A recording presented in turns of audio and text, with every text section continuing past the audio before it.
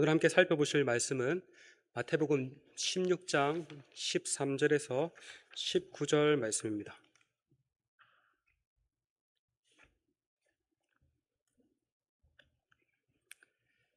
마태복음 16장 13절에서 19절 말씀입니다.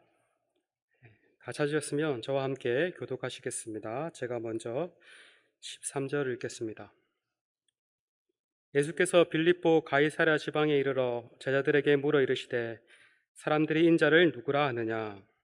이때 더러는 세례 요한, 더러는 엘리야, 더러는 에레미야나 선지자 중에 하나라 하나이다. 이르시되 너희는 나를 누구라 하느냐? 시몬 베드로가 대답하여 이르되 주는 그리스도시요 살아계신 하나님의 아들이시니이다. 예수께서 대답하여 이르시되 바요나 시몬아 내가 복이 있도다. 이를 내게 알게 하니는 혈육이 아니요 하늘에 계신 내 아버지시니라. 또 내가 내게 이르노니 너는 베드로라. 내가 이 반석 위에 내 교회를 세우리니 음부의 건세가 이기지 못하리라. 함께 읽겠습니다. 내가 천국 열쇠를 내게 주리니 내가 땅에서 무엇이든지 매면 하늘에서도 매일 것이요 내가 땅에서 무엇이든지 풀면 하늘에서도 풀리라 하시고. 아멘. 예. 오늘은 우리는 무엇을 믿어야 할까라는 제목으로 하나님의 말씀 살펴보겠습니다. 몇 주 전 구원 얻는 참된 믿음에 관해서 살펴보았습니다. 하이델베르크 요리문답 21문은 구원 얻는 참된 믿음에는 두 가지 요소가 있다고 했습니다. 혹시 기억나시나요? 네. 무엇과 무엇이죠? 네. 기억나십니까? 네. 띄워주시면. 네. 확실한 지식과 굳건한 신뢰 두 가지 요소가 있다라고 했습니다. 한번 따라해 볼까요? 확실한 지식, 굳건한 신뢰. 머릿속에 딱 잡아 넣으시면 됩니다. 여기서 말하는 확실한 지식이란 하나님의 말씀에 대한 확실한 지식을 가리키는데, 하나님께서 성경 말씀을 통해 우리에게 계시하신 모든 것이 진리라고 여기는 것을 가리킵니다. 일부가 아니라 성경을 통해 계시하신 모든 것이 진실하다라고 여기는 것을 가리킵니다. 그래서 하나님의 존재를 믿지만 예수님의 부활을 믿지 않는다. 이것은 확실한 지식일까요? 아닐까요? 확실한 지식이 아닙니다. 예수님의 가르침을 믿고 따르겠지만 예수님께서 행하신 표적을 믿지 않는다? 이것 또한 확실한 지식이 아닙니다. 참된 믿음은 하나님께서 성경 66권을 통해 계시하신 모든 말씀이 진리라고 여기는 것입니다. 그러나 참된 지식만으로는 충분하지 않습니다. 말씀에 대한 확실한 그 지식에 기초하여 하나님의 말씀에 대한 확신을 가지고 자신을 하나님과 그 약속의 말씀에 의지하는 굳건한 신뢰가 있어야 합니다. 참된 믿음은 하나님의 말씀이 진리라는 지적 동의를 넘어서서 마음의 확신과 전적으로 의탁하는 것으로 이어져야 합니다. 그런 의미에서 참된 지식이란 지, 정, 의 모든 요소를 포함한다 할 수 있습니다. 그렇다면 이러한 참된 믿음은 어떻게 생겨난다고 했습니까? 사람이 스스로 믿겠다고 결단해서 생겨난다고 했습니까? 아니죠. 어떤 사람이 믿음을 불러일으켜 줄 수 있다고 했습니까? 아닙니다. 참된 믿음은 누가 불러일으키실까요? 성령님께서 무엇을 통해? 복음 말씀을 통해 우리 마음 가운데 역사하실 때 생겨납니다. 그래서 사도 바울은 믿음은 너에게서 난 것이 아니요 하나님의 선물이다. 행위에서 난 것이 아니니 누구든지 자랑할 수 없다라고 말을 했습니다. 여기까지가 몇 주 전에 살펴본 말씀입니다. 자, 이제 본론으로 돌아가서 그렇다면 우리는 무엇을 믿어야 할까요? 앞서 살펴봤듯이 하나님께서 성경 말씀을 통해 계시하신 모든 것을 믿어야 합니다. 그러면 이 질문을 조금 더 구체화시켜서 우리는 구원을 받기 위해서 무엇을 믿어야 할까요? 하나님의 모든 말씀 중에서 특별히 복음 안에서 우리에게 약속하신 모든 것을 믿어야 합니다. 성경의 모든 계시가 다 진리지만 그 모든 진리가 직접적으로 우리에게 구원에 이르게 하는 것은 아닙니다. 예를 들어서 모세가 120살을 살았다는 것은 진리이지만 이것을 믿는다고 해서 구원을 얻는 것은 아닙니다. 물론 그렇다고 해서 어떤 말씀은 믿고 어떤 말씀은 믿지 않아도 된다는 말이 아닙니다. 구원을 얻기 위해서는 특별히 복음 안에 담긴 모든 하나님의 약속을 믿어야 합니다. 그렇다면 복음 안에 약속된 모든 내용이 어디에 가장 압축적으로 잘 요약되어 있을까요? 어디에 잘 요약되어 있을까요? 바로 사도신경입니다. 사도신경은 우리가 구원을 얻기 위해 믿어야 할 복음의 그 약속을 가장 잘 요약하고 있습니다. 오늘 앞서 읽은 말씀은 빌립보 가이사랴 지방에서 일어난 말씀입니다. 예수님께서 제자들에게 물으셨죠. 사람들이 인자인 나를 누구라 하느냐라고 물으시자 제자들이 말하길 어떤 이는 세례 요한이라고 하고 어떤 이는 엘리야라고 하고 어떤 이는 예레미야나 다른 선지자와 같다라고 말을 했습니다. 그러자 이번에 예수님께서 제자들에게 물으시죠. 그러면 너희는 나를 누구라 하느냐? 이때 베드로가 대답하죠. 당신은 그리스도시요 살아계신 하나님의 아들이시니이다 라고 대답을 했습니다. 사실 너희는 나를 누구라 하느냐라는 이 질문은 오고 오는 모든 시대의 성도와 교회에게 던져지는 질문입니다. 이 질문에 대해 교회가 공적으로 답한 신앙 고백을 가리켜서 신조라고 합니다. 초대교회는 세례자를 교육하고 이단의 공격으로부터 교회를 보호하기 위해서 믿음의 내용을 공식적으로 정리할 필요가 있었고 그것을 정리하였는데 가장 최초로 만들어진 신조가 바로 사도신경, 또 다른 말로 사도신조라고도 할 수 있습니다. 이 사도신경이라는 이름의 유래는 390년에 등장하는 것으로 알려져 있습니다.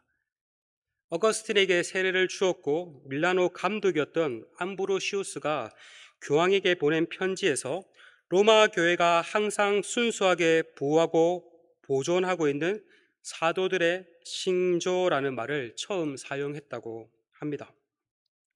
이 초대교회 시기에 사도신경이 사도들에 의해 만들어졌다는 많은 문헌들이 발견되었다고 합니다.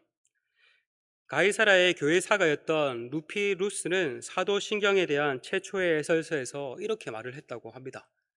한번 띄워주시면 제가 읽어볼게요. 오순절 성령 강림 사건 이후 전 세계로 흩어져서 복음을 전해야 할 12사도들이 서로 떨어져서 복음을 전함으로 인해 서로 다른 교리를 전할 위험을 막기 위해서 성령의 영감으로 각각 한 사람씩 하나의 조항을 말한 것을 모은 것이 사도신경이다. 여러분 어떻게 생각하세요? 12개의 사도들이 이제 흩어져서 복음을 전해야 하는데 더 잘못된 교리를 이렇게 다르게 전하면 안 되니까 한 말씀을 전하기 위해서 성령의 영감을 받아서 한 명씩 이렇게 베드로 한 조항, 이렇게 요한 한 조항 이렇게 해서 12사도들이 한 조항씩 만들어진 게 사도신경이다. 아멘 하시면 안 돼요. 이것은 맞는 말이 아닙니다. 사실 이 말은 어떠한 역사적 근거가 없습니다. 그런데 흥미롭게도 사도신경에 조항이 총 12개의 조항으로 되어 있는데 12개의 사도가 영감을 받아서 하나씩 말을 해서 완성됐다. 얼마나 은혜가 됩니까? 그럴듯하죠. 그래서 교회 안에서 사도신경은 사도들에 의해 만들어진 것이라고 전파되기 시작을 했습니다. 여기에 대해서 아무도 의심하지 않았다고 합니다.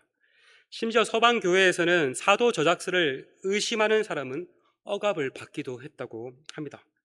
그러나 시간이 한참이 흘러서 15세기가 이르러서 여러 학자들에 의해 그것은 역사적 사실이 아닌 것으로 밝혀졌다고 합니다. 그렇다면 왜 지금도 사도신경이라고 부르고 있는 것일까요? 그것은 바로 사도들이 기록했다라는 것이 아니라 그 내용에 있어서 사도의 가르침을 담고 있기 때문입니다. 사도신경은 사도들이 직접 작성하지 않았습니다. 다만 내용에 있어 사도들의 그 가르침을 잘 담고 있습니다.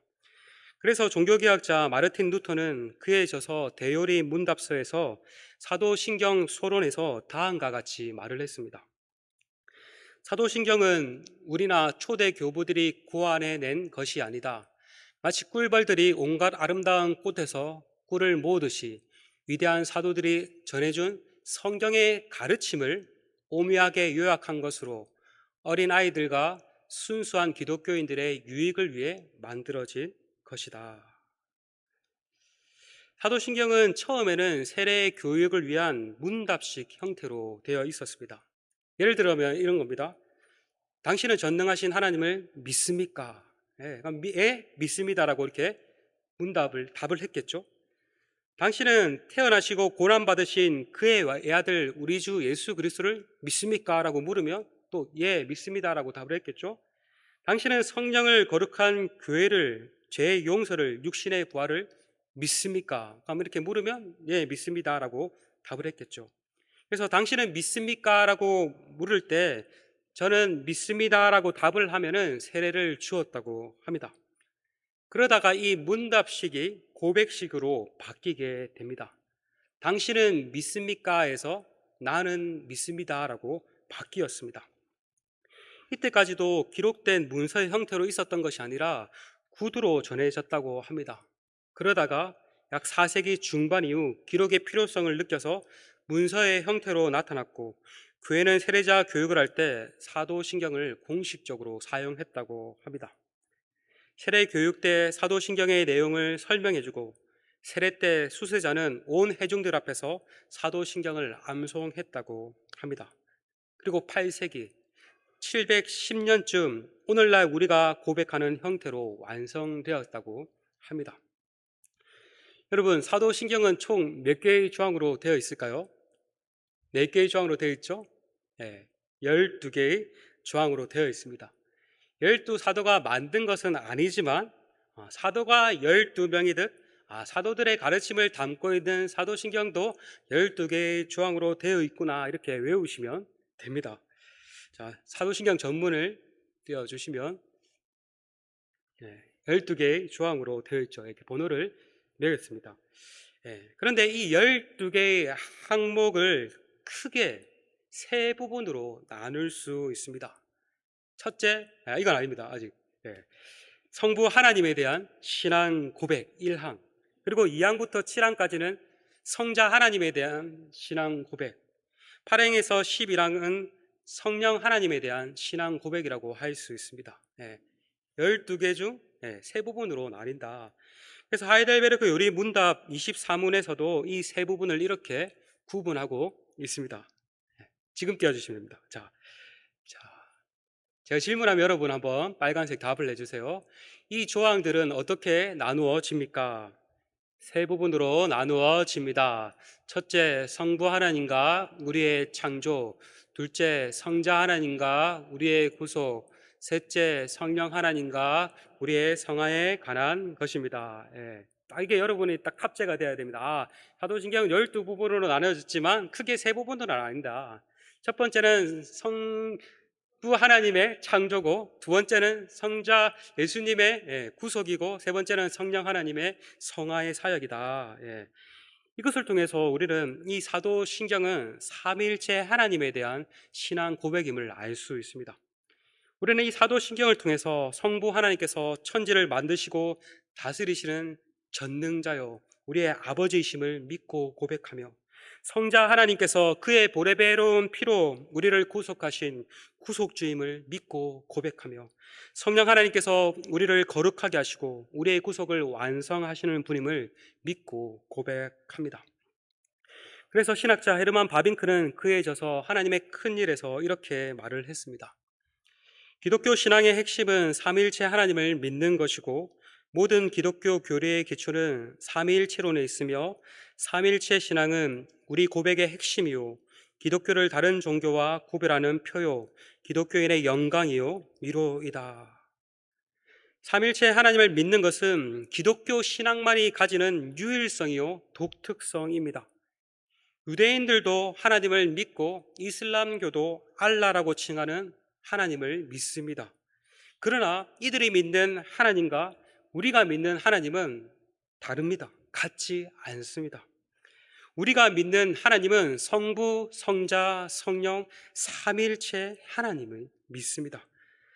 왜냐하면 하나님께서 그의 말씀에서 자신을 그렇게 계시하셔 주셨기 때문입니다.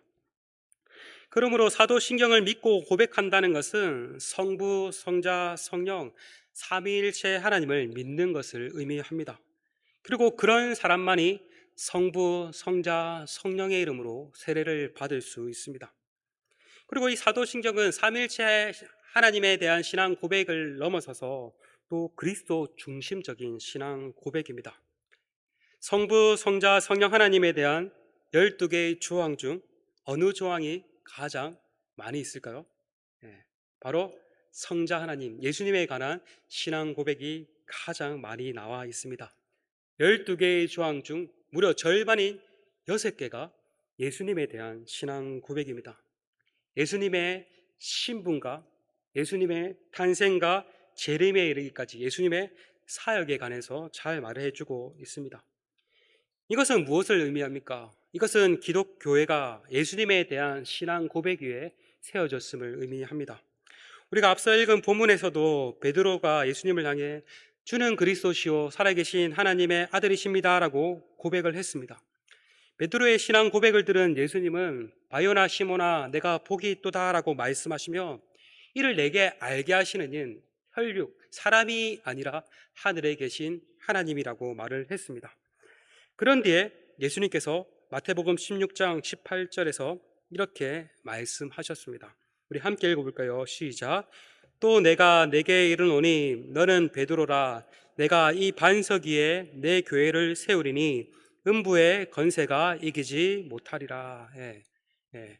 베드로, 페트로스, 이 아람어로 반석을 뜻합니다. 그래서 로마 가톨릭 교회는 이것을 문자 그대로 이해를 해서 이 반석을 베드로를 가리키는 것으로 보았습니다. 그래서 베드로가 로마 교회 일대 교황이라고 보고 후대 교황들은 이 베드로의 후계자로서 교회를 다스리는 특별한 권위를 가진다고 가르칩니다. 그러나 우리는 그렇게 이해하지 않습니다. 이 반석은 베드로 개인을 가리키는 것이 아니라 베드로가 예수님을 하나님의 아들로 고백한 그 신앙 고백을 가리키는 것으로 봅니다. 즉, 교회는 특정한 인물 위에 세워지는 것이 아니라 예수 그리스도를 하나님의 아들로 믿고 고백하는 그 신앙 고백 위에 세워진다는 말입니다. 오늘날 교회도 마찬가지죠. 교회는 바른 신앙 고백 위에 세워집니다. 그러므로 우리는 이 신앙 고백을 잘 요약하고 있는 이 사도신경을 올바로 이해해야 하고 참된 믿음으로 고백해야 합니다. 교회는 지난 2000년 동안 사도신경의 중요성을 깊이 인식하며 교회나 가정에서 부지런히 가르쳐 왔다고 합니다. 그러나 오늘날에는 이러한 좋은 전통들이 많이 약화된 것 같습니다. 그저 많은 교회에서 함송은 하긴 하지만 또 공예배 시간에 고백은 하지만 그걸로 땡입니다. 그 결과 우리는 사도신경을 암송할 수 있지만 그 안에 담긴 깊은 의미를 잘 알지 못합니다. 사실 사도신경은 12개의 조항으로 되어 있지만 엄청난 교리적 내용과 깊이 있는 내용이 담겨 있는데 사실 우리는 그 깊이까지는 잘 알지 못합니다. 나는 믿습니다라고 고백을 하는데 정작 자신이 믿는 바에 대해서 정확히 알지 못하며 당신은 무엇을 믿습니까? 한번 설명해 보십시오 말하면 무엇을 설명해야 될지 잘 말하지 못합니다. 어떤 사람은 무엇을 믿는지가 중요한 것이 아니라 잘 사는 것이 중요하다라고 말을 합니다. 얼핏 들으면 그럴듯해 보이지만 사실이 아닙니다. 틀린 말입니다. 왜냐하면 기독교 신앙은 바른 믿음의 지식 위에 바른 삶의 열매를 맺을 수 있기 때문입니다. 오늘 우리는 우리가 구원을 얻기 위해 믿어야 할 복음의 약속을 가장 잘 요약해주는 사도신경의 계율을 살펴보았습니다. 앞으로 몇 주 동안 수요일 제가 설교를 할 때 이 사도신경의 내용을 개괄적으로 자세히 살펴보려고 합니다. 이번 기회를 통해서 이 사도신경에 담긴 이 내용들을 더욱 깊이 이해하고 우리가 믿는 바에 대해 분명히 알며 또 진실한 믿음으로 고백할 수 있는 우리 모두가 되길 소망합니다. 그래서 누군가가 여러분에게 당신은 무엇을 믿습니까? 기독교인이 믿는 것이 무슨 내용입니까? 라고 물을 때 이 사도신경의 내용을 잘 숙지하셔서 이 내용들을 잘 설명해주고 전도를 하실 때도 이것들을 가지고 전도를 하며 나아가는 은혜가 있기를 간절히 소망합니다.